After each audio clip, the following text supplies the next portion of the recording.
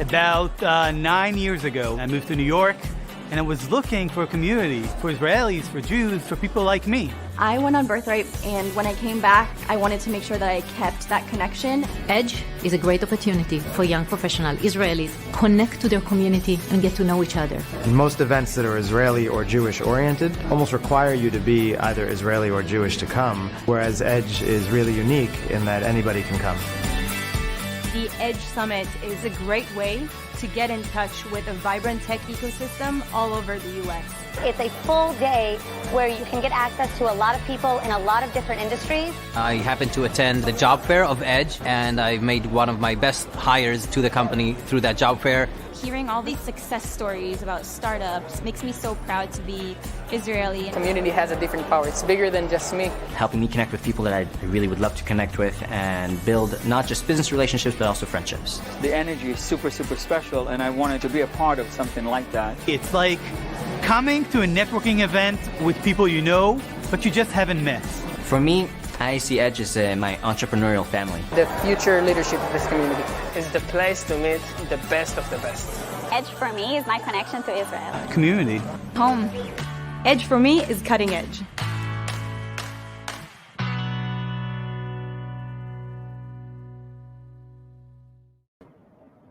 Hi everyone, my name is Noga Milstein, and I am honored to host this exciting EDGE experience.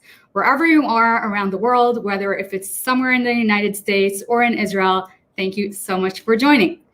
Our Cutting Edge 5 days experience will bring you a variety of Israeli and American speakers who are experts in their own fields and can't wait to have you join them for the ride. And of course, the best part, they'll show you exactly how to get there. This EDGE experience will also feature professional sessions, insightful events, a life-changing career fair, and fun events with special surprises so you can enjoy the ride as you expand your professional network. The Israeli American Council, whose mission is to build and engage a united Israeli American community, is honored to have you be a part of this growing network. As a reminder, we have a lot of very special events throughout this week for EDGE members. And if you haven't done it yet, it's not too late to join and enjoy this week summits in its fullest. If you become a member, you will not only join access to the very exciting and unique events throughout this week, but you will join a national membership-based community of young professionals who are passionate about Israel and are seeking extraordinary opportunities for networking and professional development. And for the cherry on top, you will join a year-round of one-of-a-kind events online, and hopefully soon we'll be able to see you in person because we just can't wait.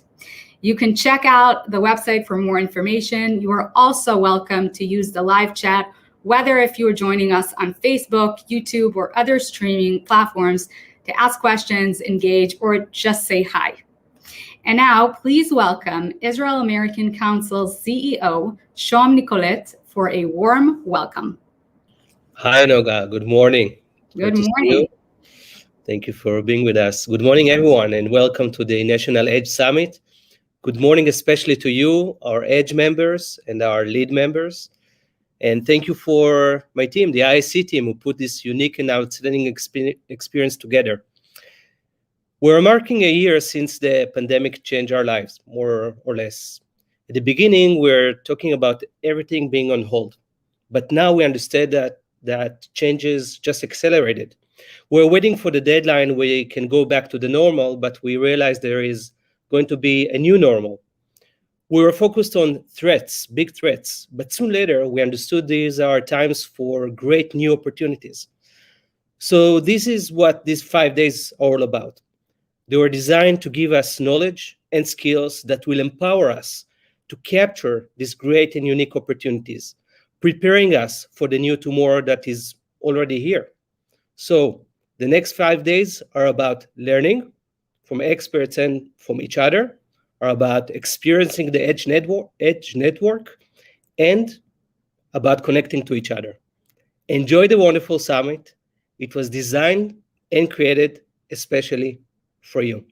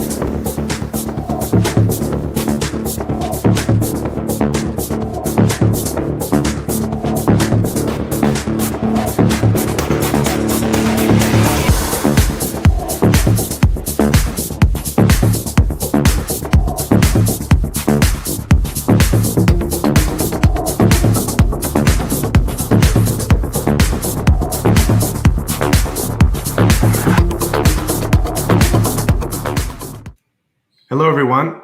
It's an honor to be here. My name is Aaron Younger. I'm an Israeli venture capitalist at GGV Capital. We're a global venture capital firm with over $9 billion under management. I'm really excited to be here today at Edge Experience Conference and have a fireside chat with one of the biggest icons in Israeli entrepreneurial landscape, tech landscape, and just landscape as a whole. Gil Schwade, the co-founder and CEO of Checkpoint. Welcome and thanks for joining us, Gil. Welcome. It's a pleasure being here. Good morning, good evening. We're in a virtual world, so somewhere it's morning, somewhere it's evening, and great. We're all in the same time zone.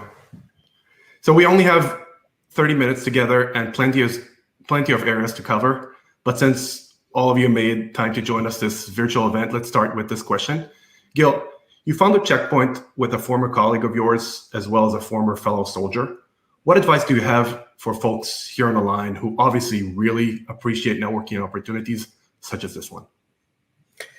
First, I think I'm very fortunate to have started Checkpoint with good partners, because I think doing it myself was almost impossible. So I really had the luck and the success to be with two tremendous partners, Marius and Shlomo. I think it's the balancing act of running a company is always between, going with your heart and with your what you feel and doing what's right logically and professionally. And I think that I chose the right partners that were both good friends and great people, and also the best professionals that can be. And I don't want to insult any of my former friends, but 28 years ago when I started Checkpoint, I had many more friends that I liked and they were good professionals, which I didn't choose to start Checkpoint with, because I really felt that with Shlomo and Marius, it was the combination of not just the right chemistry, but the right professional fit between our different skills. Interesting. Any specific advice to people who are looking for partners in this specific environment or today's world that maybe you would have taken into account if you were to start Checkpoint today? I think the principles of running a business and the principle of human interaction haven't changed. And they haven't changed not just in the last 30 years, they haven't changed in hundreds of years. What changed is the level of people that we can find. For example, when we started, it was almost impossible to find experienced people. Today, there's both in the Bay Area and in Tel Aviv. I'm talking about Israel. In Tel Aviv, 28 years ago, there weren't too many professionals. So we had to learn everything ourselves. Many people that start a business today can start with much more experience. So I mean, it's right.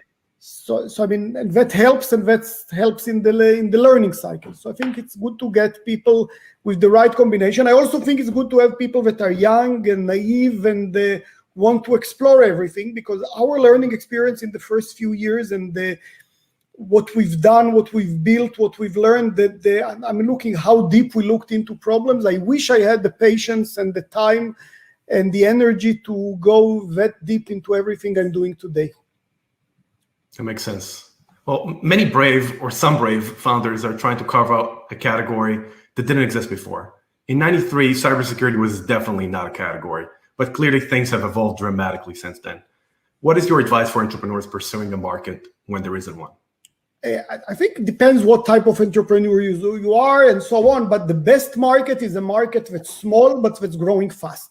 That's where you can make a difference. If you're getting into a big market, the chances of success are not very high because, again, there's other competitors. It's very hard to capture your market share in a large market. If you're getting into a market that's tiny and remains tiny, you don't have an opportunity. So if you can find the market that's tiny, which was, by the way, not just cybersecurity, but the internet in 1993, and growing very fast, that's the perfect opportunity because you can grow with the market and you can be one of the big ones from the beginning and grow with the market to be an even bigger one. I just want to be clear. I always want to be the leader. I always wanted to build a great company. I never imagined how big it will be. I probably missed by 2 or 3 orders of magnitude in what I wanted. So, it sounds very ambitious. I want to be the leader of the world. For me, when I started Checkpoint, having company with $3 million of revenues and 30 people seemed great. Today, we are over $2 billion in revenues, over 5,000 people, and it's still great. But I just want to be clear. Being the best doesn't mean being the largest or anything. It's being maximizing the opportunity and maximizing yourself. We love investing in founders who have world domination ambitions. So this is great. Well, in the news, we often hear about impressive fundraising activities. What insights do you have for founders who are not successful at raising X millions of dollars right out the gate? So first, I want to say that my experience may be a little bit different, and the times have also changed. So what I've done may be not that relevant today. First, when I started Checkpoint, we really investigated, should we raise money? Should we develop the software on our own time and resources and then take it to market? And we did decide that raising money and spending 200% of our time on Checkpoint, on the venture, is the right thing to do and not doing it on the SSI job until we get a product or until we get the customers. But we did raise about $250,000, and that's all that we needed. We actually never used all the $250,000. We became profitable before we exhausted that amount. And my advice to founders in general, again, based on my experience, is try to be lean and mean. I feel that part of the failures of companies is actually raising too much money. And it's not just the money. One of the huge benefits of a startup is the fact that you're like a small commando. You can do whatever you need. You can do whatever you like. You can move very fast. And you have a small team that can run as fast as possible. When you raise too much money, you create a big group. Big groups move slower than small groups. Big groups don't have the excellence that small groups has. So as with the more resources that you raise, you're actually losing your big advantage as a startup. And that's not always a good thing. It's actually usually not a good thing because usually there's other people that have these skills already.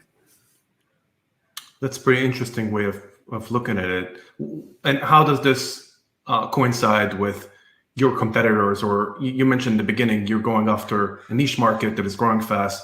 You're probably not the only one who's seeing that opportunity, but others are raising a lot of capital. They're taking a lot of new employees, skilled employees, and then going after your opportunity. Does that still allow you to compete when you're mean and slim? For us, I think, the golden rule here was turning our disadvantage into an advantage. And I'll give a simple example. When we entered the market, again, we didn't have giant competitors, even though very quickly thereafter, large companies like IBM and HP and many others, Symantec and McAfee and so on, also entered the market. Right. But it was a little bit 2-3 years later. But when we started, there were small competitors. They had bigger funding. They had, if we were 3 people, they were 30 people, so they were bigger.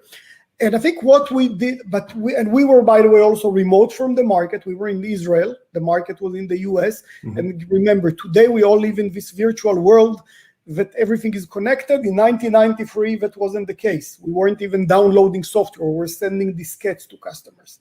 We were building boxes and shipping boxes for software. Changed.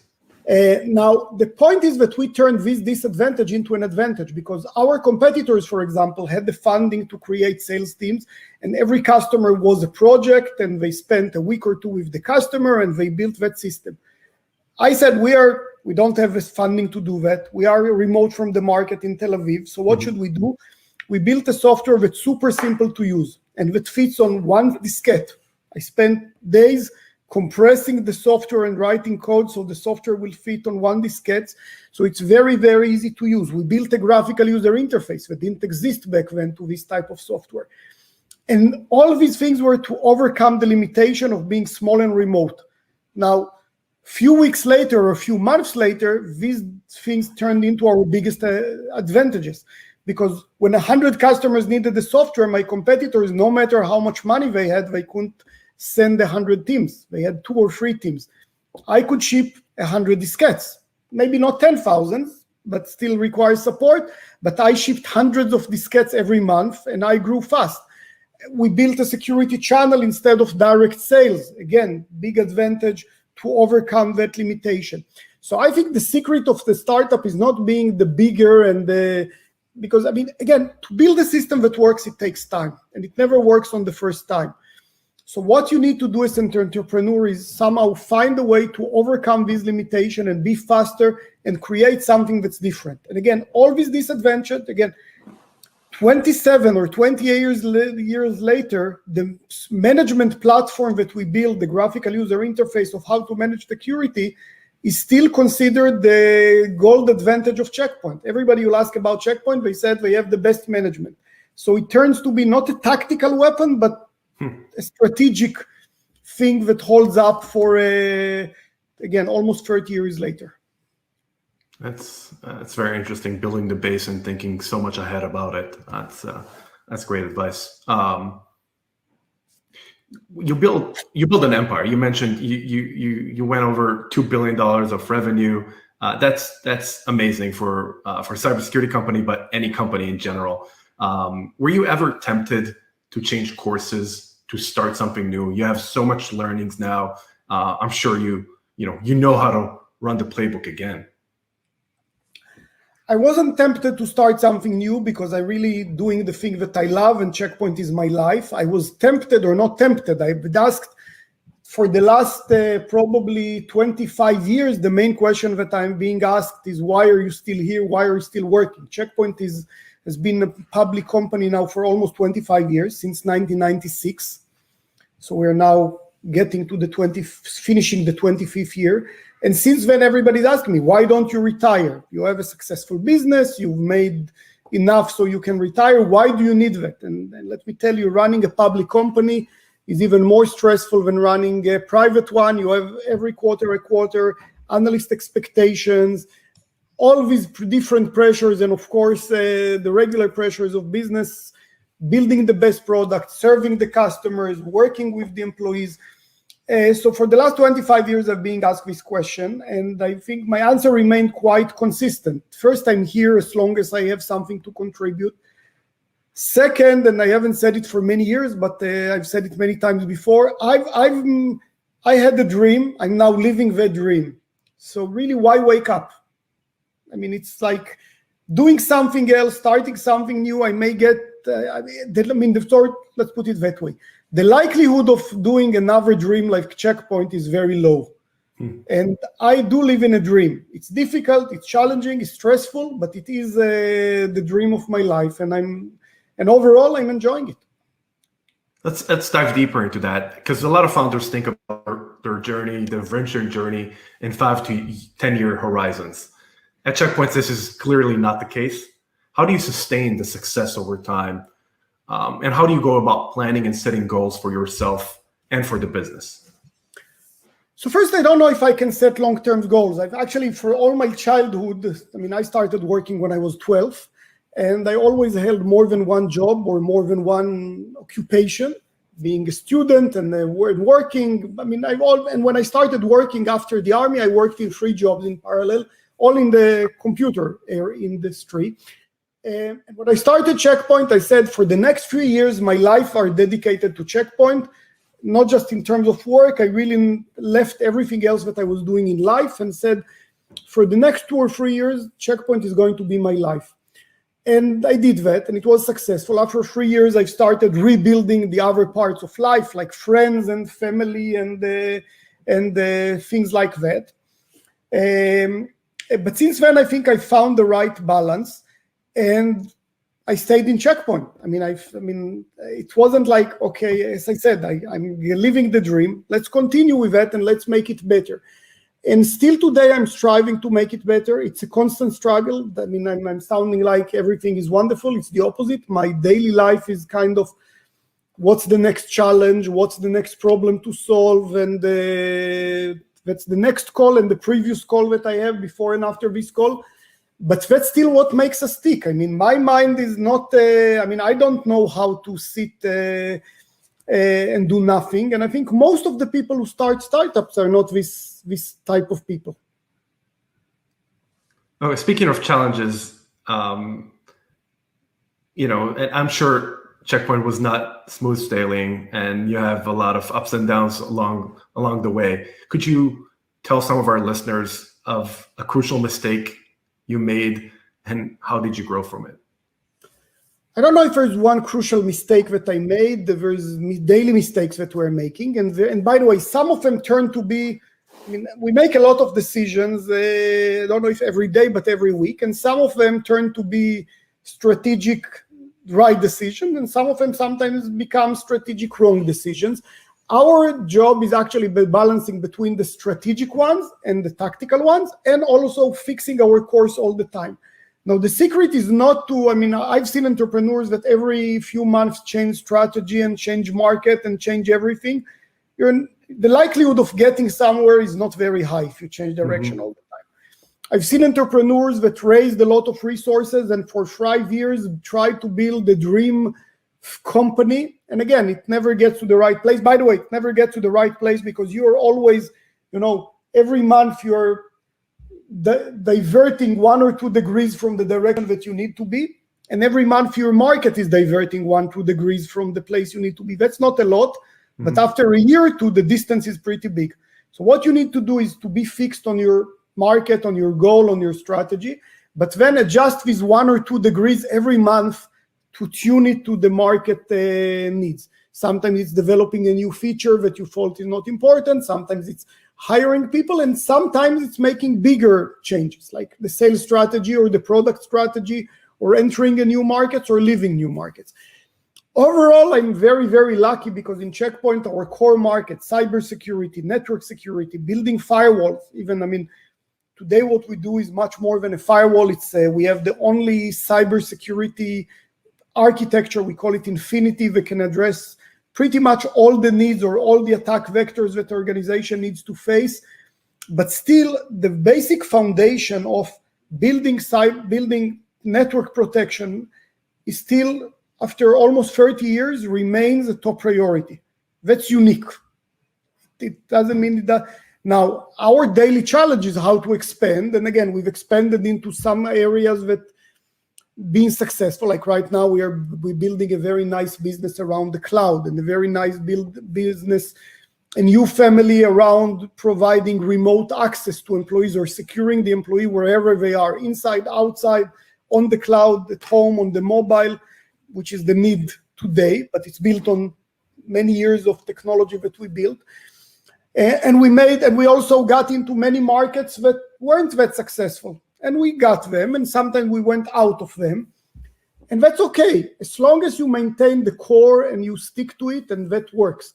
Now, again, I'm very fortunate that our core market remains stable. That's true, by the way, to most companies that are successful.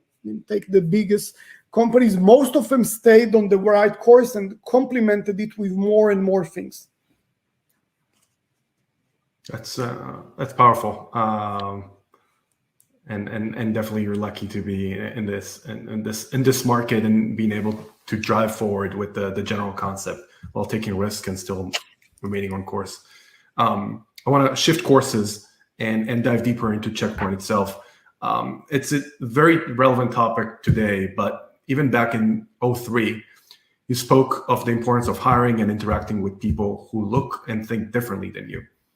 How has this philosophy helped Checkpoint succeed? I think that's very, very important. And I think one of the common mistakes that we make in life is trying to be with people that are like us. By the way, in hiring, you usually look for somebody that's just like you, but a little bit behind because you're hiring them.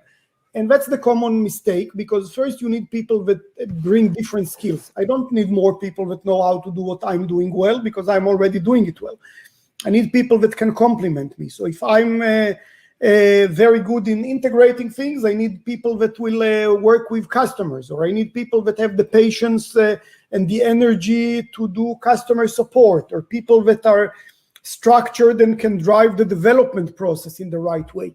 And I think that I did understand in the very early days. Even my colleague founders, even though it looks like we have the same background, our personalities and our skills are quite different. But the first hires that we made after we started Checkpoint were completely like people that are completely different. Our first major hire was a woman that headed our sales and marketing organization. We were in Tel Aviv. She was in San Francisco. We were Israeli. She was American. No common background, but that's exactly what we needed. We needed somebody to connect us to the global market, and not somebody that will be just like us and be on the first phase. And I think that's what I tried to do since then, is create a lot of diversity in the management team. And again, diversity not just in gender, race, diversity in the skills and the personalities. So my customers are being represented, and if I need good infrastructure in finance and so on, that I have people to take care of that, and that's sometimes different personalities. Do you have any hiring, in that sense, do you have hiring goals that you instill throughout Checkpoint when you need to evaluate somebody with different backgrounds and skill sets, the one that you're normally or typically your hiring managers would go and hire? That varies. First, I think, again, today and 28 years ago, it was very different. Today, we're trying actually to grow people from inside, and I'm pushing people actually to hire people that are in the beginning of their career, entry level, and make them grow. So they have a long career path in Checkpoint. We still hire mid-level people. I'm trying to make it people that are really experts. So it's not just a developer that's been somewhere for 5 years, but somebody that brings unique skills in areas we don't have. If I need to get into the development of mobile, I'd rather have a mobile expert rather than another great developer in my core market.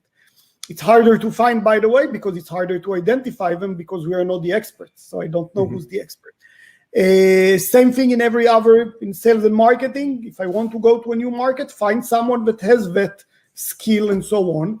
In senior position, it's the same way. I mean, again, I'll try to bring somebody that fits the Checkpoint culture, because we already have a culture, but someone that would bring what we don't have. And sometimes it works, sometimes it doesn't. Still, I would say that 75% of the senior positions we probably fill from within, and let's say 20% are from the outside, which is good. It's a good balance to bring new blood and some new thinking, but it's also very important, again, at a company our size, to understand that we need to let people grow.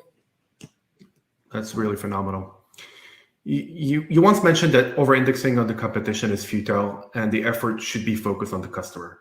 Today, every company proclaims that it's customer first. How do you do it right? How do you deliver results from it? And more importantly, how do you do it at scale? First, it's hard and it's not always possible. And by the way, that's not the only strategy. There are companies that imitate the competition and they do it well. And sometimes they actually do a good job and get to very good positions. My personality fits more of inventing things and doing things my own way. I'm not ignoring the competition. I'm not ignoring the market, but I'm not trying to imitate them. I'm trying to say, what can I do that will be different? And that's something that I think embedded in my personality. embedded, by the way, in many entrepreneur personalities, and definitely in many people in Tel Aviv and in Israel. We are like a nation of entrepreneurs. You know, the joke that if you want to get 5 opinions on a subject, ask 3 Israelis, and you'll get 5 opinions. So we all think that we know everything. We all think that we know how to solve every problem. Actually, with the years, I've grown to be more humble and say that I don't know. It took me a lot of time to say that I don't know, and we have to ask and we have to learn, and or even say that that's not my field of expertise. And definitely the last year have told us the way the world has changed in the Corona time has showed us how little we know and how little we can expect, not just from next year, but from next week. Things change very quickly, and it's very hard to anticipate. So I think the issue is understanding the problem, finding the solution, proving that your solution is the right one, but I like it to be differentiated. I don't like it to be like the others. That's not what I enjoy. So if you got that, you got, again, you always got the balance, but that's already been invented. Why reinvent the wheel? So that's already being there. And by the way, when I'm saying to invent, we have to understand inventing is taking usually things that already exist in our world and doing them differently. It's not, again, the wheel, I don't know when was it invented, but many years ago. Since then, we use it for many different ways, and you know, spinning things are everywhere, and they can be used as a wheel for a car, a bicycle, or something that turns around in an engine or in a jet. But the same principle can be applied anywhere, and every place it may be a different invention. Yeah, that's cool. I think at checkpoint size, it's really difficult to look to the sides and copy somebody else. So you need to keep inventing and using other solutions to solve the big problems. You spoke about COVID for a bit. I want to touch on it. The business landscape has changed pretty dramatically. We're sitting in 2 different continents. You know, what are some of your big bets? What do you think we will see the most disruption and innovation coming from a macro perspective? So first, the COVID and Corona has been a bad experience for many people, and it's not being a great thing for the world. And again, my heart is with all the people in the business, most of them not in the high-tech business, but in many other businesses that lost their jobs, that lost their businesses, that their life dream is not working, at least not the way they used to or they dreamed. But in technology, we're mostly lucky that our business remained on course. And I think what actually demonstrated that what we're building for the last 2 or 3 decades, and that's a connected world, is actually working. All of our lives moved from the physical world to the connected world. Mm-hmm. If we were doing this kind of conference a year ago, again, last year wasn't when video conferencing was invented, and I participated in many conferences, 90% of them were physical, mm-hmm. when I needed to spend a week in order to be in this conference. The last year, 100% of the conferences were virtual. And for me now to be on this conference, it means an hour of my time, which is not a big investment. And actually I'm doing this I'm doing different conferences 2 or 3 times a week now, which created a huge connection in the world. So first, I think what we learned is that the whole dream that we're building on a connected world actually works. And actually the world turned to use it not in 20 or 30 or 40%, but in 80% of what we're doing in the last year. And that's really a dream. What we're doing right now, and you can even see it on the slogan behind me, it's for Checkpoint, New World, New Opportunities, we're now planning to what will be after the Corona. Mm-hmm. Now, I think we all want to get human touch. We all want to be with each other. And these are human things that won't change. But we can do more through virtual experiences. The world has changed. I think we don't need any more to go. I always believed, and for all my life, I believed that I need to go every day in the morning to the office. In the last year, I've learned that I can be very productive working virtually. I've actually returned to the office for a day for the first time this week after I'm fully vaccinated, which is a different experience. And I see the benefits of being in my own virtual office here at home, or being in my office and being with people that I love and being close to them. So, I mean, I think for the future, we need to plan what we learned out of it. I think the role of all the things in digital transformation, in working in a hybrid model, working remotely, connecting people in different places will get a huge role in our lives and will change the way we live and business forever. It's not going to be that we're going to stay at home forever. I don't wish for that. I don't want that. But it's also not going to be that we're going to go back to our previous life. I think in some businesses, we have the opportunity to really make a new future. Some parts of life may miss that. For example, I think the education system has a huge opportunity to change the way people learn. I'm not sure that they will utilize that opportunity and are not just waiting to go back to the old world. I do hope that us in the high-tech business will work in a new world that's much, much better, when we can be more productive and we can have much better work-life balance between the worlds, when we can be more interconnected. The opportunity of being in San Francisco and Tel Aviv, it got much, much closer in the last year. It won't stay exactly like it is today, but it will be very different than what it used to be a year ago. 100% agree. And doing a lot of business in Israel, I can tell you that at the beginning we thought that this is going to be challenging, but now it makes our lives a lot easier and being connected all the time. Looks like we're running against time here. So I have time for one last question.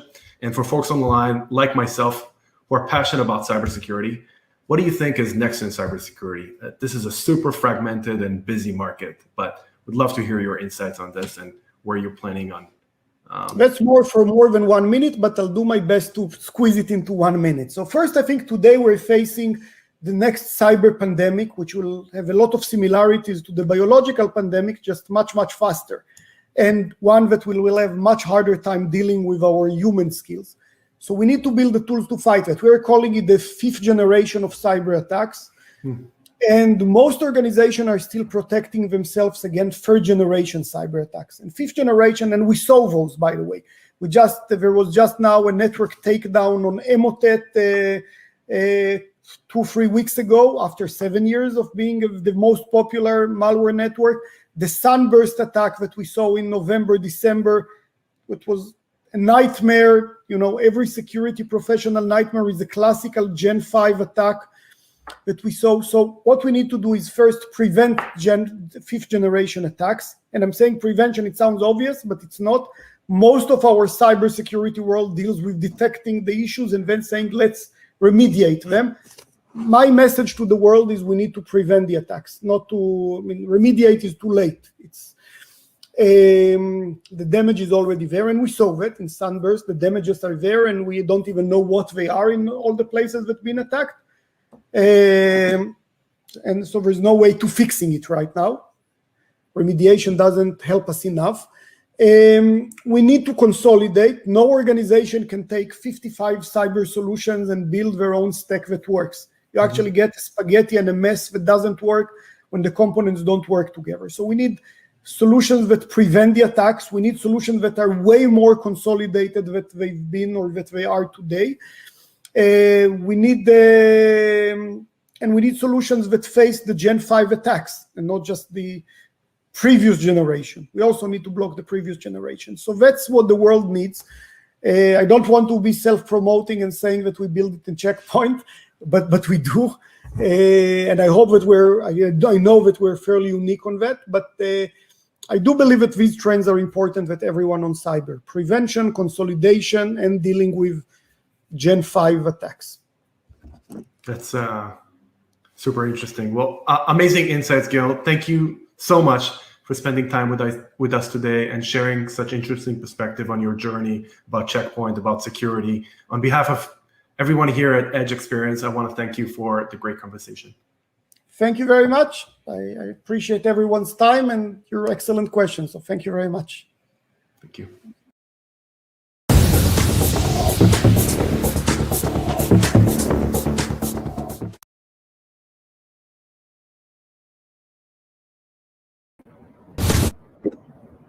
Thank you so much, Gil Shwed, for joining us today and sharing your fascinating insights with us.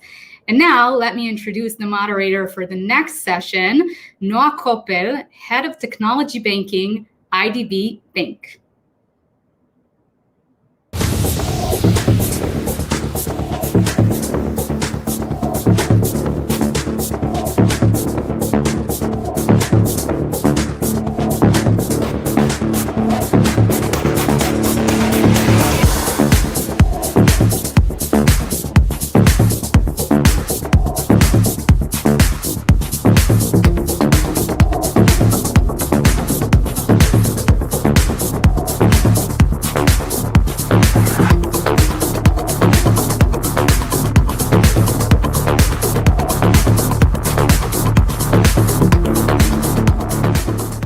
Hello, everyone, and thank you for joining us today at the Edge Experience Summit by the Israeli-American Council, IAC.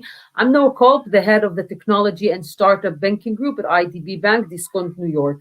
The pandemic changed our lives in many fundamental ways. One of the most interesting angles is this unexpected huge shift that never happened in history before, of hundreds of millions of people all over the globe shifting from working in offices to working from home, and all this came about suddenly.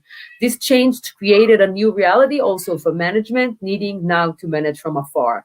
This is the topic we will discuss today in this session with two of the most experienced figures in the Israeli-American tech ecosystem, Yaniv Garti, Intel Israel General Manager, and Shimei Hortig, President of Amdocs Americas Group. Hi, Shimi. Hi, Yaniv. Hey, Noah.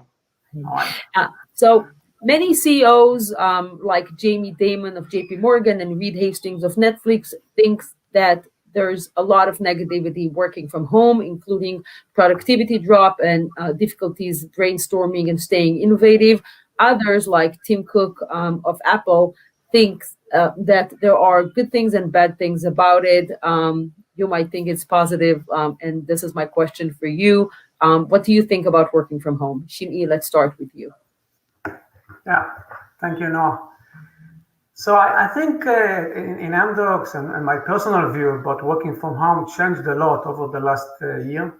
It's funny, just before the pandemic started, I think it was January of last year, we made a decision in Amdocs that we are moving the entire workforce of Amdocs globally. We have 26,000 people all over the world, and we made a decision to move to working one day from home. This was an amazing decision. We took a lot of time, hundreds of meetings to make a decision that we are moving everyone to work one day from home. Just to find all of us exactly 1 month after that working 7 days a week from home. So, in a completely different reality than we had before. So definitely a major change. I think we surprised ourselves, like many other companies, by the fact that the productivity did not drop. We continue to sell, we continue to expand, we continue to deliver projects, to go into production, and everything was done remotely.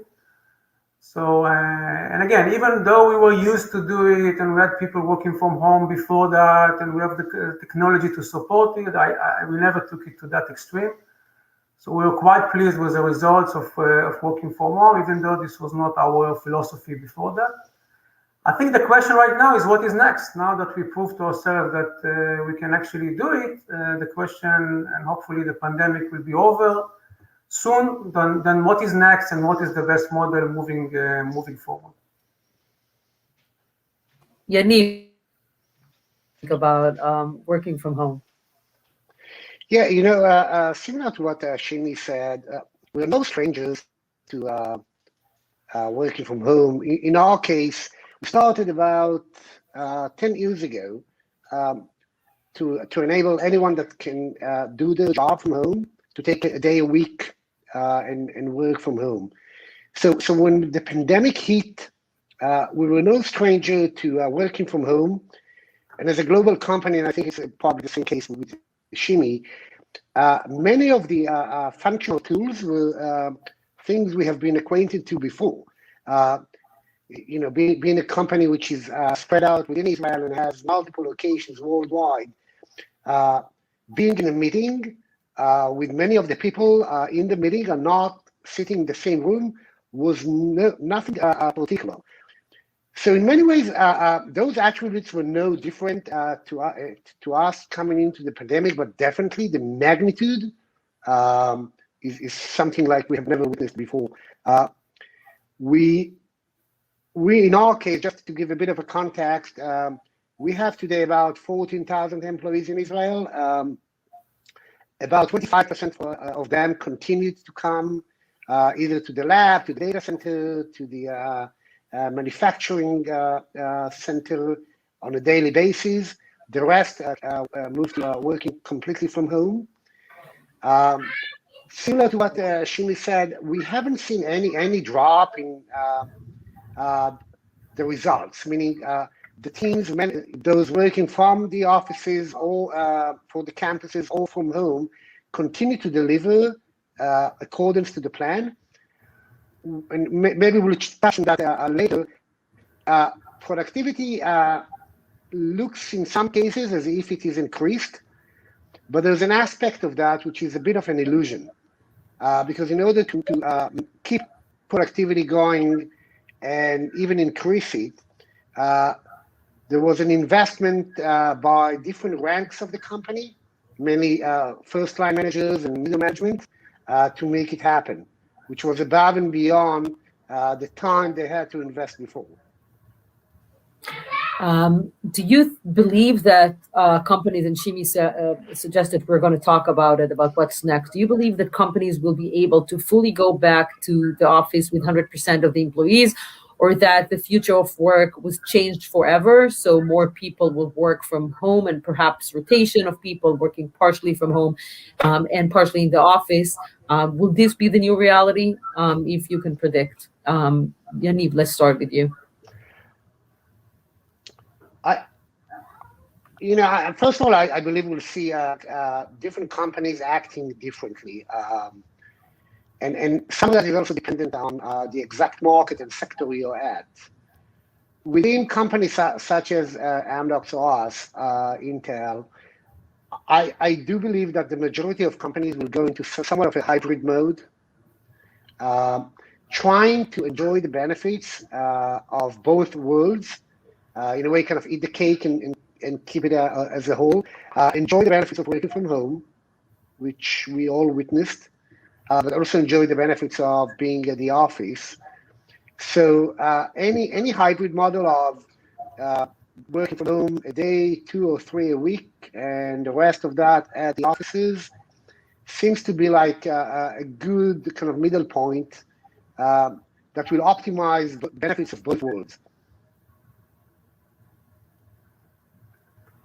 Yeah, I agree with Yaniv. I think we have a similar thought right now in Amdocs. Everyone is busy right now thinking, okay, what's next? And we started to talk to our people as well, to consult with them and to get their view and to benchmark and to look at our customers, our other companies, to get some insights on what's the best way to move forward. And like Yaniv said, I think the key is trying to find the right balance that will give us the benefits of both worlds, as after we found that, we can actually definitely work from home. But on the same time, I can tell you that in our view, the offices are not going anywhere. So during the pandemic, we continue to invest in our new campus in Israel. We continue to renovate and to build new offices in the US. And we believe that the office is going to be there. And we are looking for the right hybrid model that will give us the benefits of both worlds. And we're trying to map the task that you can actually do better at home, because you need some quiet time, and you need to focus, and you don't need the office in order to do that. And there are other tasks that people say, we need a collaboration, we need to work together, we need to design together, we need to think about the new product together. And for that, we need the office. So it's gonna be segmented by tasks, not by people. And not by days of the week, by what task needs to be done and how can it be done best. That's how you work. Yeah, we are analyzing it. I don't think we have yet the formula exactly, but yes, it's going to depend on different tasks, different parts of the organization. Maybe R&D is different from sales. For us, it's also a matter of geography. We are global companies, so we have people all over the world. I can tell you that the younger generation, for example, they prefer to come to the office. It's easier for them. They don't have the challenges that we have at home with kids and others. So from their perspective, it's better to come to the office. They are more productive. So I think I tend to agree that we're probably going to land on some hybrid and flexible model, like 3 days in the office, 2 days at home as a rule of thumb. But again, we're still analyzing and trying to get to the best outcome. Shimi, how did your managerial methodologies change compared to just a year ago? How did all management in your company, not only you, change across all industry, all departments, in accordance to needing to work from home for such a long time?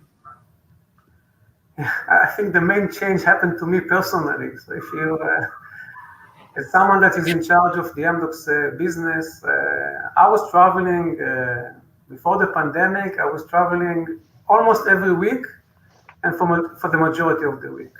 So from this extreme to the other extreme, I found myself sitting for 12 hours in front of the Zoom or the Teams and conducting meetings from.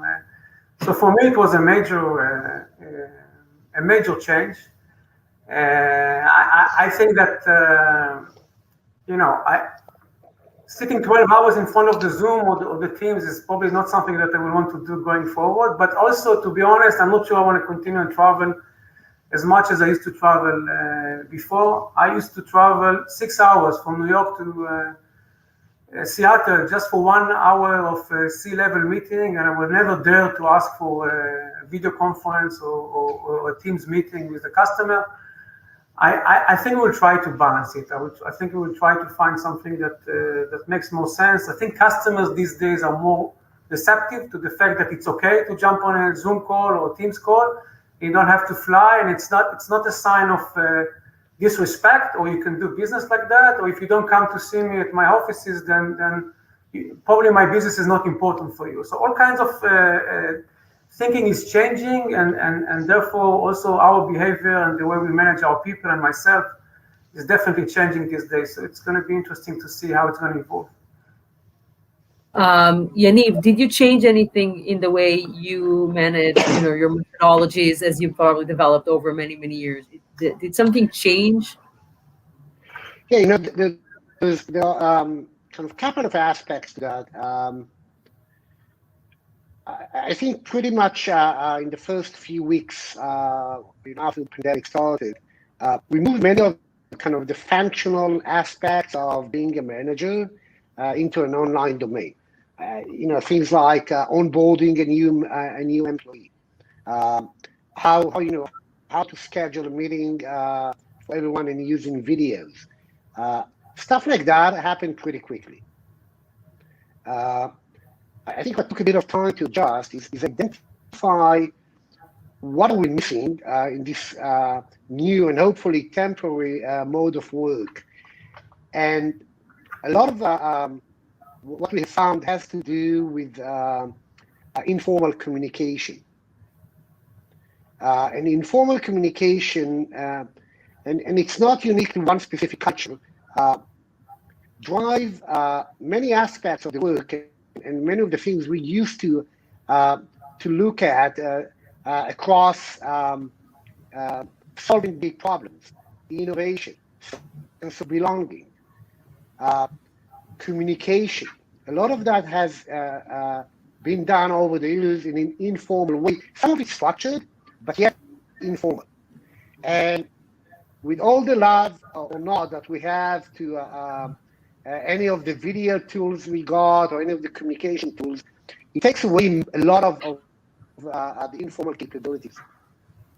And I think that for me personally, about a month after we started working from home, what kind of was the aha moment I had was at the beginning we had many emails, many short videos, a lot of communication to our employees. And at some point I said, hey, we are overloading people with that. There's too much. And we started to slow down. After a couple of days, we got bombarded by employees saying, hey guys, where have you gone?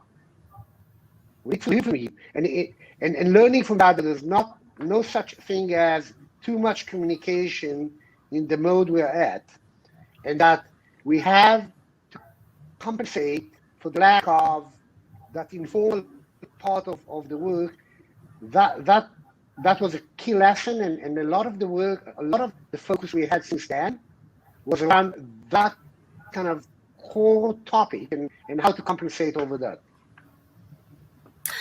Okay, how did the pandemic change the work-life balance for the employees within the companies you're leading?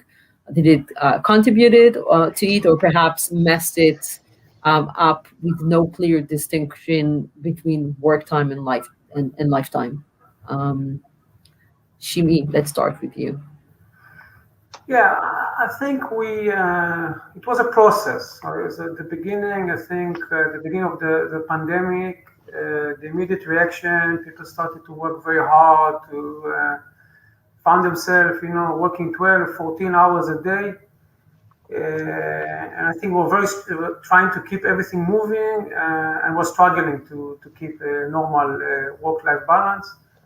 I think over time and after people have started to understand that it's going to take time and it's not going to go away, unfortunately, so quickly, we started to work on some activities to balance things a little bit out and to help people to take some time off, to disconnect, not to expect them to be connected 24/7, and to emphasize more, we came with some kind of initiatives, take five minutes. I mean, it's all kinds of initiative to try to bring back the balance, which So you initiated, you felt like the employees are kind of, everything is glitching to everything, and you kind of initiated something coming from you saying, people, you need to kind of time the time that it's interesting. Yeah.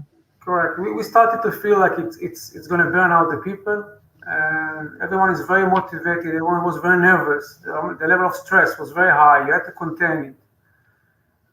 Fully agree with Yaniv, by the way. It's a lot of informal communication, checking in, what's going on, trying to contain the stress, but also proactively trying to help everyone to keep the work-life balance. Otherwise, we know it's going to fire back on us. It's not sustainable. It wasn't something that we can continue to do for long term. And we are not here for the short term. It's a long journey. It's going to take time, and we had to take some steps that will help people balance out the effort. Yaniv, did you do something like Shim'i is just telling us? The employer, the company is telling the employees, you need time for your life and for your family, which is very interesting. Definitely, I think what Shim'i described is similar to what we have experienced. It took some time to figure out that you wake up Saturday morning, and the fact also the day before and the rest of the week before and month, you didn't have to get dressed to get in your car, drive to the office. Makes the weekend and weekdays look exactly the same. And during lockdowns, what's going on outside the home looks exactly the same. So it was important to make sure we send the message of, it might be artificial boundaries we need to set, but we need to set them. Because otherwise, and that goes also to the conversation we had about productivity, we can tune productivity up as much as we want, but we will burn people very quickly with that. So that's one aspect. The other one is the fact that for those working from home, all of a sudden, being part of the company, it's not about just the employee being part of the company. It's about the entire family being part of the company. So, it starts with all the funny moments where you have someone coming in from, behind you. Or your daughter asking, who are you talking with? I want to speak with your friend also. And then he says hello. That's it. Get me food. Yeah, get me food now. Regardless of who's on the other end. Yes, and the fact that not coming to the office means that, and that goes to part of the company. Many managers used to rely heavily on functional management skills. Being apart from the people, not being able to sometimes look over the shoulder in a good way, or get a daily update on the spot, in the coffee corner, on what's going on.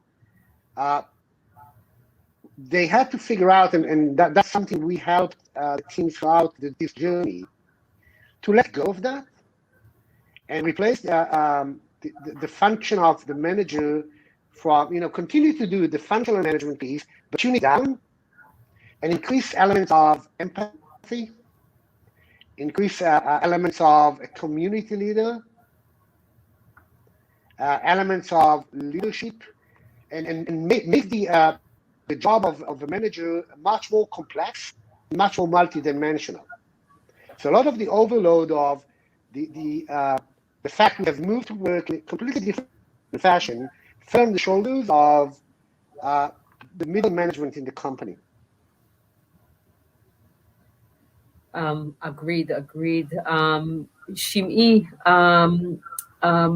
what did you do in order to continue Amdocs' core culture and values, as well as to keep everybody positive and in can-do attitude, and maybe also important, stay innovative during this time? What types of kind of methodologies did you use? Yeah. Definitely a managerial challenge to keep everyone focused and pushing forward and keep the culture. I think in one area we were quite lucky because Amdocs is supporting the telecommunication industry. And I think what helped us and our people and helped me as a manager is to show everyone the importance of the telecommunication industry. Think about what happened these days if we will not have connectivity, if we didn't have internet, and we, as the one that is supporting those carriers and those operators all over the world, we were part of a very important industry that I think demonstrated the importance of this industry to the entire community and the world. So in a way, it was helping us to give this message to our people that we are part of a mission-critical system supporting critical industry. And communication is so important these days more than ever. So I think this part was definitely helping us. Other industries were struggling. We were in an industry that we were lucky to be supporting an industry that came out very important, very strong out of this crisis. So that's one area that helped us.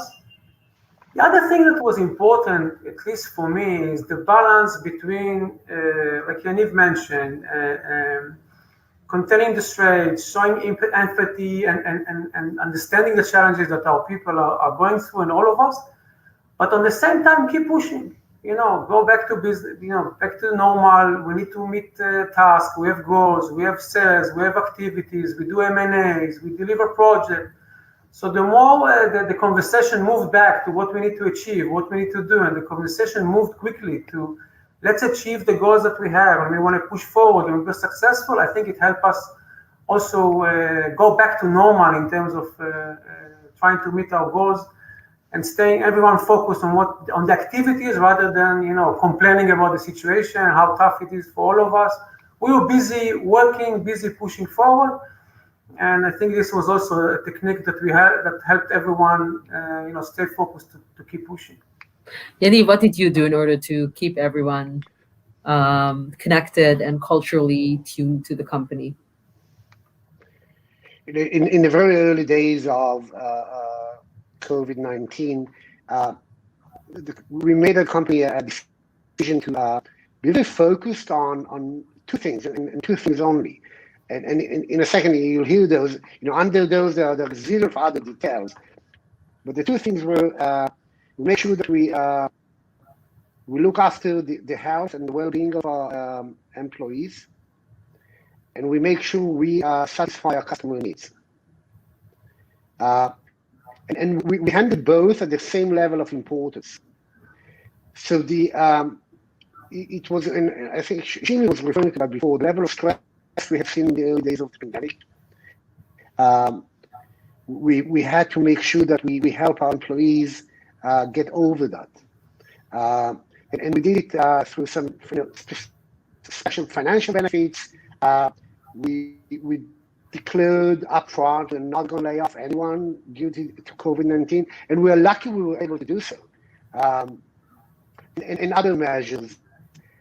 That together with very strict guidelines on those who are coming to the campuses to make sure we do everything in our power to keep them safe. So a lot of the social distancing regulations and guidelines from the early days, in some cases, some states and countries followed or did not. We went on the extreme, and a lot of that was not only to make sure we take all measures to protect our employees, but also be able to demonstrate that we do that and make them feel safe. On the other end of it, and I think that's similar to what Shimi has mentioned, Intel and I think Amdocs and other companies are part of this digital transformation. Where, up until COVID-19, humanity was doubling the amount of data we created every 18 months. And that data had to be captured, processed, being transmitted and delivered, stored, and manipulated, and all of that.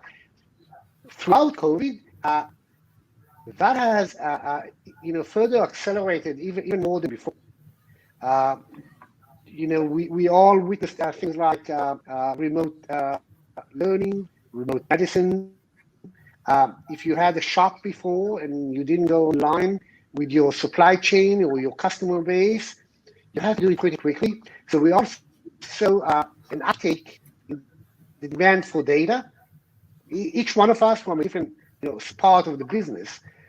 But that kept us very, very busy because we had a huge demand and a lot of needs of our customers to deal with from day one. And it kept us busy and enabled us to make sure we protect our employees and watch for their well-being at the same time. Shimi, how much did you use technology in order to manage from afar? For example, team management platforms or AI-based interviewing tools? Did you accelerate your technology in order to kind of being able to better manage from home and globally? Yeah. So again, Amdocs, like Intel and others, technology companies, the tools were there. So it's not that we did not have those collaboration tools before, or we had to buy them or to start to use them. They were there, but we never used them to the level that we used them, of course, over the last years. So we took. So what kind of technologies? I mean, teamwork technologies. There is really cool AI-based interviewing tools now in the market, things like this. Yeah. So again, these are things that existed before. So we did the interviews remotely, and we knew how to do it before. We used to have the latest and greatest collaboration tools. But again, I think what happened over the year is the shift in the mindset of the people. The technology was there, but the level of that we used it, and how much people were willing to use it. The recognition of how much you actually how much it's important, how much we can use it, and what is the benefit. We accelerated in the last year the usage of those tools. I think we did a leapfrog of 10 years that probably took us to accelerate the use of those collaboration tools. Plus, we enjoyed a lot of new features and creativity and some innovative stuff that came over. I can give you an example. We used to have our annual sales kickoff event. We used to fly in the entire leadership of Amdocs globally to one location for, let's say, 2 or 3 days, and to have our annual sales kickoff event. And we found out that to do the same event without flying out the people, without the hotel, without taking out the entire leadership of the company for 3 days, we can do an amazing event, amazing digital event, funny, encouraging, celebrating success, and everything can be done with an amazing digital and media tools.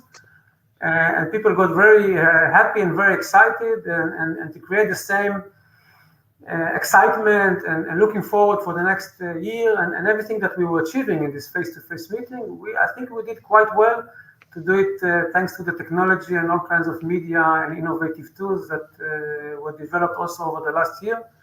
So definitely very, very encouraging.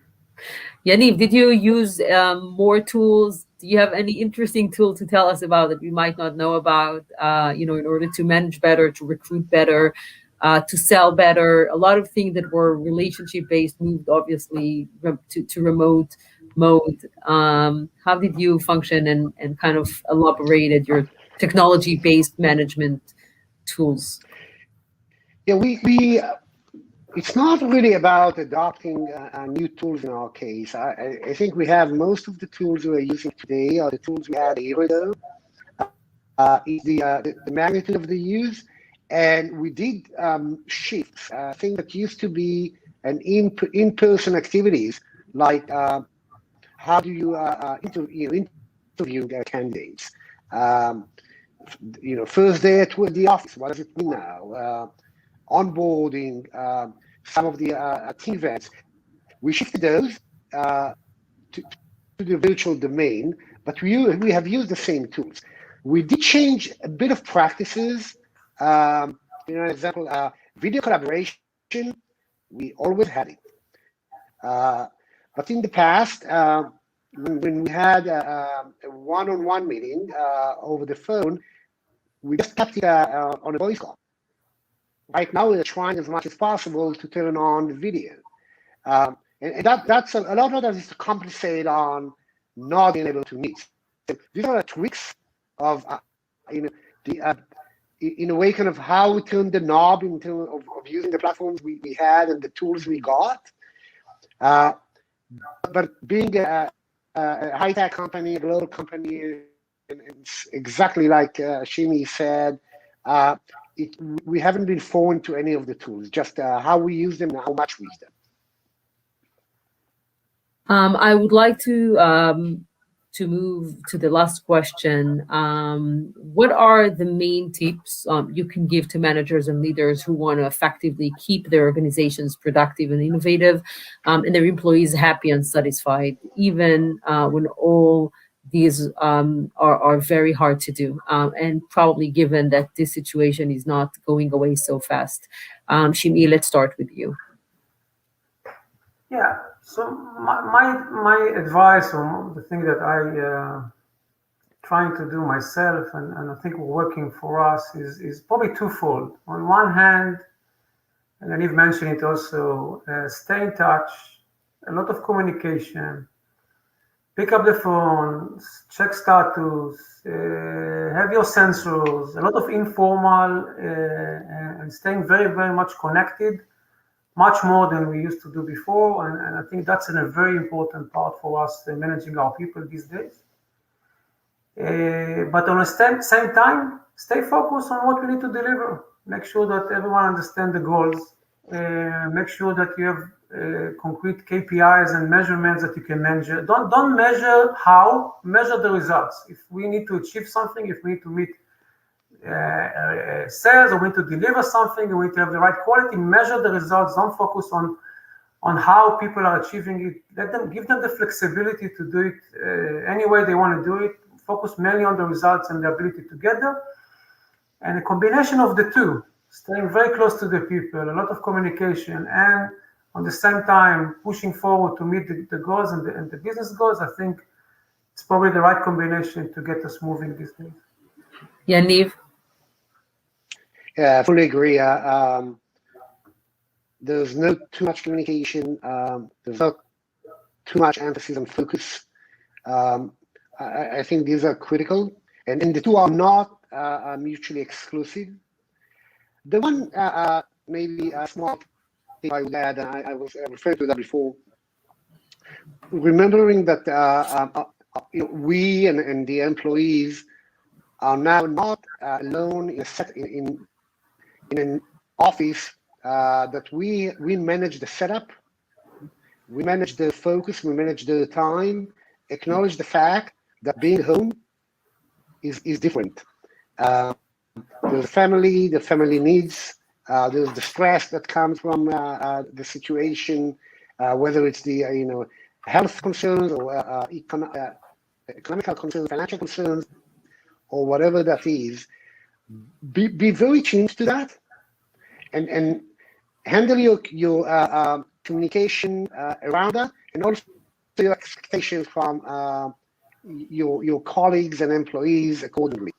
It takes a bit of an extra effort, but it's almost as a personalization of the interconnect and the relationship between each and every one of us with our colleagues, peers, and employees. Excellent. Thank you so much, Yaniv Garti, Intel Israel General Manager, and Shimi Hotig, President of Amdocs America's Group. I'm Noah Kolb, the head of the technology and startup banking group at IDB Bank, Discount New York. Thank you all for joining us today at the Edge Experience. Good luck and all the best. Thank you. Thank you.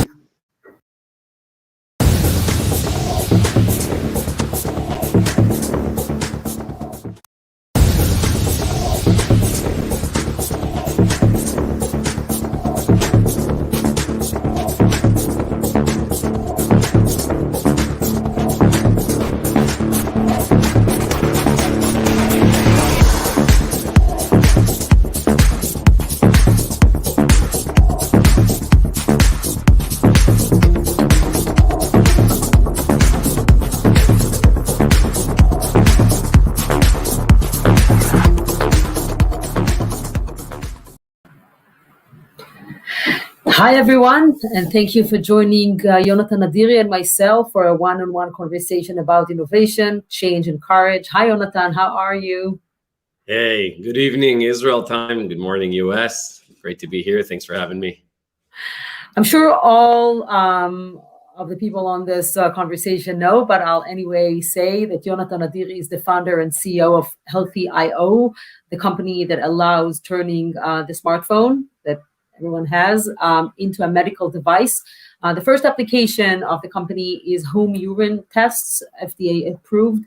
Yonatan, how does it actually work?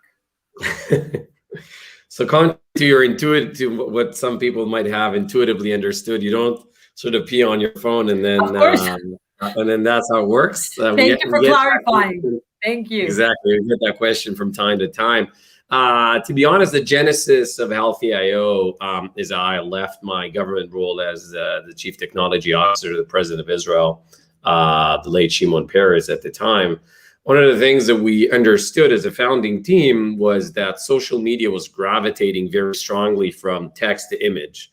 And what that brought with it was an exponential growth in how many selfies we upload every day. Used to be about 300 million. End of that year was 2 billion. Every 24 hours, 2 billion images uploaded online. And that was clear that Apple, Google, and others are going to enter into, like an arms race, so to speak, in which they're going to compete for who has the best camera out there. And Healthy.io, we believed in turning that selfie camera into a clinical grade medical scanner, or as the Economist wrote about Healthy a while back, the company that introduced the era of the medical selfie. How does it work? We take the existing dipstick that is used for the last 50 years, 250 million times in the US every year, people with diabetes, hypertension, pregnant women, and others who have to, wake up in the morning, go to the lab, fill up a cup in a public urinal, deposit it somewhere after a walk, around with a hot cup of urine, for that ultimately to end up with a lab in which they dip the same stick and put it in a scanner, a lab grade scanner. What we enable. So people basically dip it themselves. Correct. Wait for a little bit and take a picture of the little, kind of color or tone and send it to the doctor. So they don't send that to the doctor. What we do is we basically taught an artificial intelligence to read color very accurately, no matter what phone, camera, user, or lighting condition at home. Ultimately, color is always a function of light and the device that's taking the picture. Huge variance. When Apple designs a camera for selfies, they don't care about healthcare applications. We've been able to create the AI that sort of makes all cameras see the same. And through that, classify those results and deliver results to a medical record just as if you went to the lab. So from your physician standpoint, he or she, they don't care whether Noah went this morning to a lab or she did it at home. And we have over 100,000 happy users over the last year. COVID obviously was an interesting period in time for us, and we can talk about that. But ultimately, turning this and leveraging the pop culture, selfie economics into, greater human advancements in accessible healthcare. This is amazing and makes so much sense. Yonatan, Healthy.io was born from a need you personally experienced. Your mother needed help while traveling out of the country, and you used your parents' smartphone to do that, to help. What happened? So, you know, there are a lot of ways to give birth to technology. I personally don't write code. I grew up I'm the youngest of 4 boys, grew up in a family that, you know, my dad was a truck electrician, my mom was a kindergarten teacher, grew up in a household that, you know, didn't have a lot of access to you know, technology. So I don't write code. I didn't grow up in Shmona Matayim. But you always help your parents. That's true. And Spent a lot of summers in the garage. But ultimately, you know, my parents, me being the youngest, they're in their mid-70s, travel the world these days. And my mom got injured throughout, you know, during a trip in China. And the medical attention she got there was, let's put it this way, was subpar. It was a challenge with the medical diagnosis. They wanted to fly her out. And I asked my dad to take pictures of the CT scan they took there. She was unconscious at the time. And sent, this was 2014, sent those images to a physician I knew very well here in Israel who used to accompany us when we would travel abroad with President Peres. And he immediately diagnosed her condition and actually forbade her from flying. And it might have been that we saved her life at that point, because the actual act of flying would have been disastrous for her lungs, as this was a pretty severe lung injury. Ended up, one of my brothers ended up flying out there, and sort of, for me, this was a moment of reckoning, understanding that smartphone cameras, you know, can actually serve as an agent of decentralization of healthcare, right? Like, we don't need Nobel Prize winning technologies that necessarily rely on hardware. Those have a place. I wasn't smart enough to introduce those, but the goal that we set for ourselves as a founding team was how we ride this investment in the smartphone camera itself and turn that through AI into the medical scanner. I'm interested to hear, Jonathan, about this very specific moment of realizing that you have something big, and about not letting it, you know, letting the thought and the moment vanish. What do you need for this? Courage, persistence, incredible faith, great operational capabilities. What allows a person not to just pass on this idea and just keep doing what you're doing anyway? Yeah. Well, I think that first and foremost, it's about role models, right? You need to have been there and have witnessed somebody doing that to have believed that you can do it yourself. I grew up in a family where the father was an entrepreneur, but not a tech entrepreneur, so not a high-risk entrepreneur. And I was very lucky to be sent by President Peres in 2009 to spend a summer in Silicon Valley in a NASA facility for training for about 3 months. And when I was there with a group of friends, was part of the founding team of a company called GetAround.com, which most of you in the US probably know. It's the biggest car sharing company today in the US and in Europe. And having sort of dreamed and built GetAround in 100 days over the summer, I was inspired by my co-founders. Today, Sam, who runs the company, who's the CEO after a good, more than a decade. I was inspired by the work that he did, and Jessica and Elliot and the team. And they showed me that, you can build a massively impactful company without being a PhD in the subject, owning the subject matter expertise. So for me, those were good role models. When I came back to Israel and experienced what I've experienced to give birth to Healthy.io, the story that I just shared, when things got really tough, and things get tough on this journey. We failed in an FDA trial in 2016. It was very hard to raise capital in the early days. We were very fortunate to have won the trust of Idan Ofer, who stood by the company when we failed in a clinical trial. So it's about believing. It's about, assembling a team of people who will be strong with you when time gets tougher. Ron Zohar, Ido Omer, the chief scientist, chief product officer. You need to bring those people on board in the early days to have you kind of weather the storm. And I always joke around, but to an extent, I mean it seriously. There's a whole conversation about unicorns. I actually believe that a better image for startups that end up being valuable and strongly impactful in the world is actually a camel and not a unicorn. You end up, building a massively successful company. You end up walking in the desert for many, many years. There's a lot of the resilience that important. Correct. The resilience of the camel. Also, and to an extent, anticipating the fact there's going to be some hard times ahead. And there is no water, and it's going to be very warm, and it's going to resources will be constrained. There's no oasis necessarily on your way. And this is not some magical. And you need to keep going. You can't just stop in the middle of the desert. It's a great analogy, I must say. Yeah, and especially for people who were born in the Mediterranean. Exactly. So, I always say that Israeli unicorns should be called camels and not unicorns. And to be honest, it's a better description also. I'm not a big fan of sort of, the cult of entrepreneurs.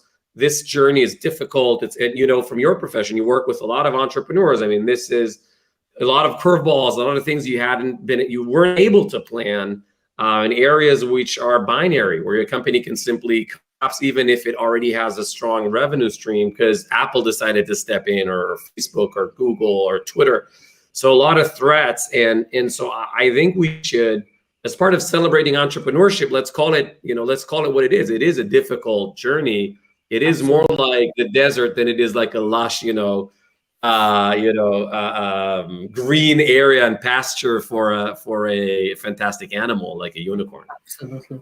I want to go back again to the moment you kind of changed, decided to start the company and move from where you were to being an entrepreneur. So taking the idea that you had and turning it into a super impressive company was also, again, a major change to your career path.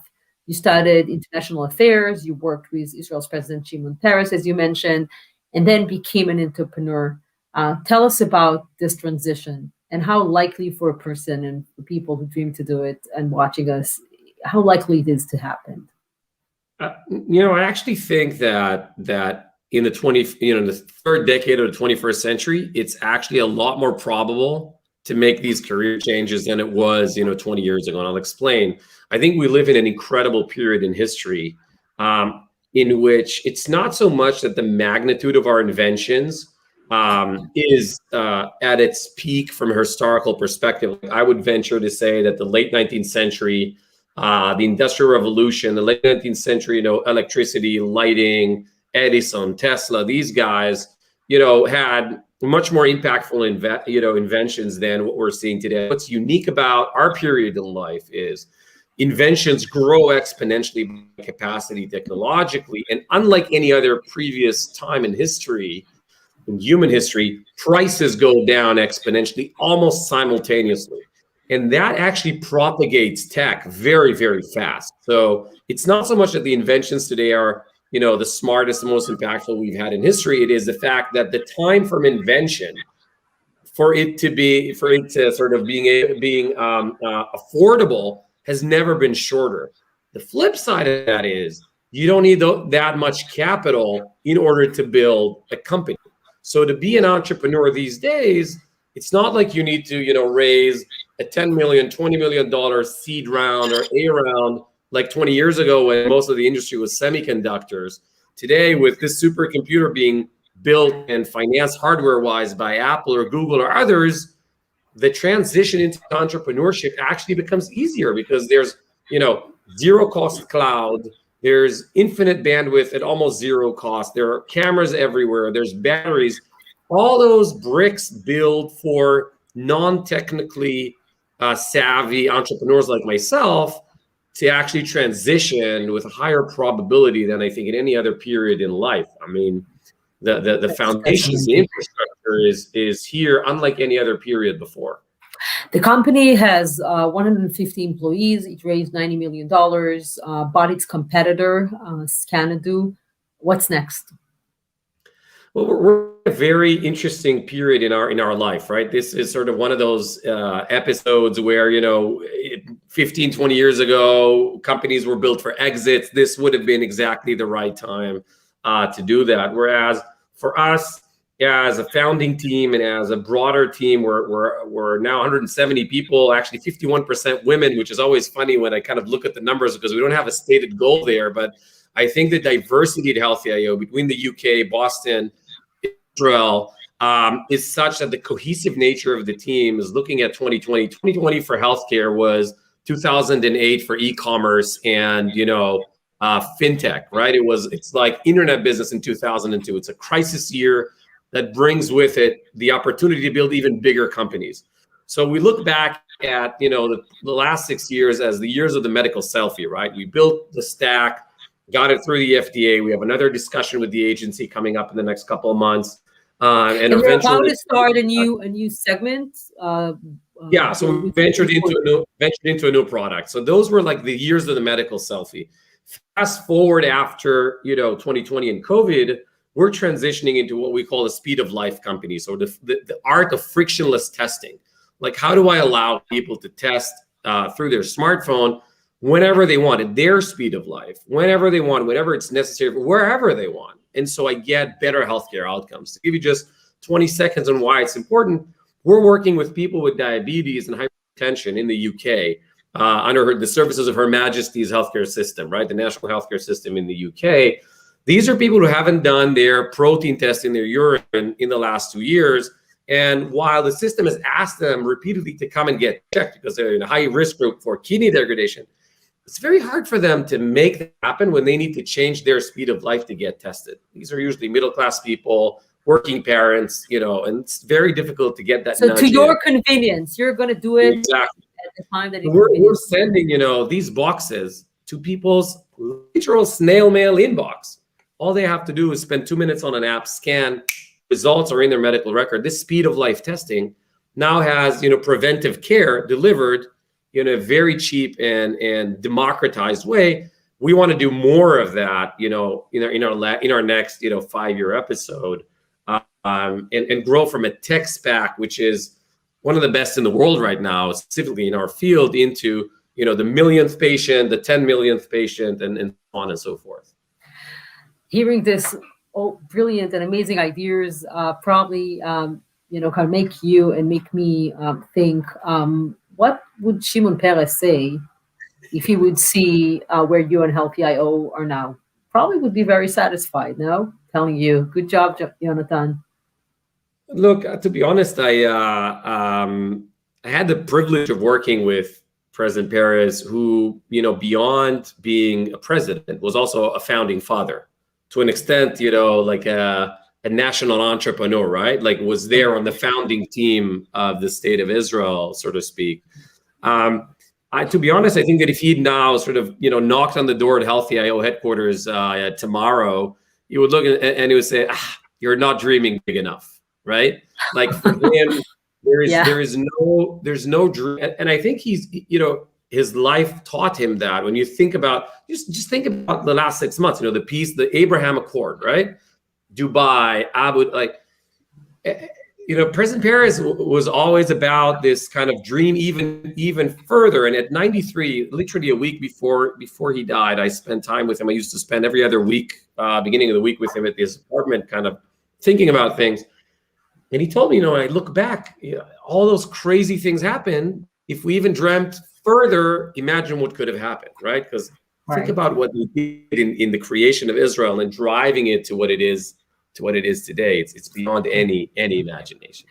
And my last question is, speaking about Shimon Peres and the public sector, you might go back there, right?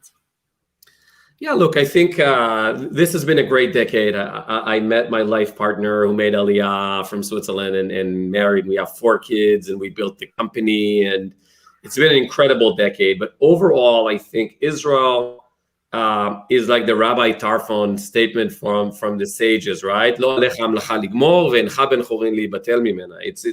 a work in progress, which you can serve in many different ways. I feel I'm serving the country right now by bringing this innovation out of Israel, building, jobs, creating jobs, and kind of enabling that vision to come out of Israel, which is a contribution different than the one I had before in the public sector. But ultimately, I don't think one can live in Israel a fully individualistic sort of life, disconnected from the public sphere. And so I see myself definitely over the next decade and beyond, going back to public office in one constellation or another. I just feel that this is a country which is an ongoing creation, and being here means you have to, be active in this creation. And again, thanks for having me here and addressing the IAC, which I think ultimately is a partner in this creation. And in the modern day and age, it's not just about whoever lives here. It's about this global Jewish peoplehood that enables each other. And I think we are all in debt to Jewish communities worldwide. This is a conversation that I'm happy to be part of. So again, thanks for having me today. Absolutely. Jonathan Adiri, thank you so much for this inspiring conversation. I'm Noah Korp, the head of the Technology Banking Group at IDB Bank, Discount New York. And thank you all for joining us at the Edge Experience by IAC. Good luck and all the best. Thanks, Noah. See you guys.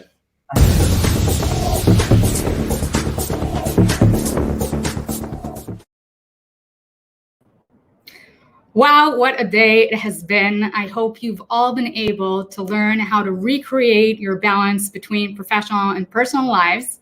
Now it's time to get some rest because we have a very important day ahead of us tomorrow, which you wouldn't want to miss. Learn how to save and invest as we zoom in on how to grow your wealth from those who've done so best. EDGE members are now welcome to rejoin the Topia platform to continue your workshops. I'm Noga Milstein. I will see you here tomorrow at 9 a.m. Pacific Standard Time, 12 p.m. Eastern Time. So bye for now.